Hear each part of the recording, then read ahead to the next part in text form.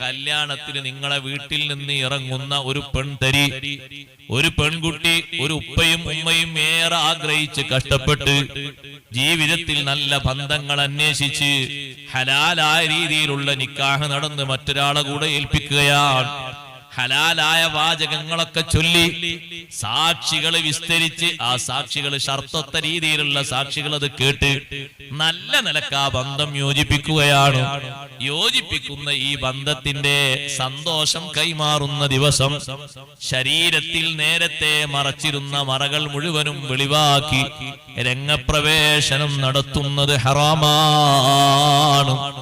അന്ന് കൈ ഒന്നും മറക്കാതെ അല്ലെങ്കിൽ കക്ഷഭാഗം വെളിവാക്കുന്ന രീതിയിൽ, അതേ മാറിടം മറക്കാത്ത രീതിയിൽ തലയിൽ മറക്കുന്നത് തോളിലേക്ക് വലിച്ചിട്ട് തലയുടെ മുകളിൽ ചില പൂക്കളോ ചില മീൻ കോരുന്ന രീതിയിലുള്ള വലയോ മാത്രം തലയുടെ മേലിൽ ഇങ്ങനെ തൂക്കിയിട്ടിട്ട് ഒരാഘോഷം, ഒരു സന്തോഷം എന്ന നിലക്ക് ശരീരത്തിന്റെ വിവിധ ഭാഗങ്ങൾ വെളിവാക്കി ആ ധരിച്ചിരിക്കുന്ന വസ്ത്രത്തിന് നീ 25,000-ഉം 50,000-ഉം 1,00,000-ഉം 1,50,000-ഉം നൽകിയാലും ശരീരത്തിന്റെ ഭാഗങ്ങൾ, തുടിക്കുന്ന ഭാഗങ്ങൾ പുറത്തേക്ക് പ്രദർശിപ്പിച്ചുകൊണ്ടുള്ള ആ വസ്ത്രം അല്ലാഹു നിന്നിൽ നിന്ന് സ്വീകരിക്കൂല. ആഘോഷത്തിൽ സന്തോഷത്തിന് പകരം നിനക്കവിടെ കുറ്റകൃത്യങ്ങൾ എണ്ണാം.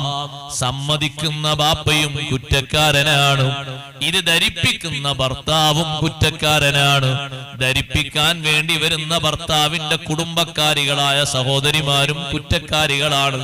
ഇവരൊക്കെ കുറ്റത്തിൽ പങ്കാളികളാണ്. എല്ലാവർക്കും ഇതാണ് ആഗ്രഹം. ഈ ആഗ്രഹം കൊണ്ട് കിട്ടുന്നത് സ്വർഗമല്ല.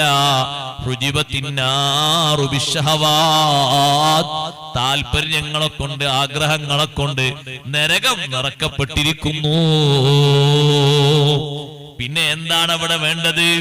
അവിടെ നല്ല മറയോടുകൂടെ ഇസ്ലാം നിഷ്കർഷിക്കുന്ന രീതിയിൽ പുറത്തിറങ്ങുകയാണ് വേണ്ടത്.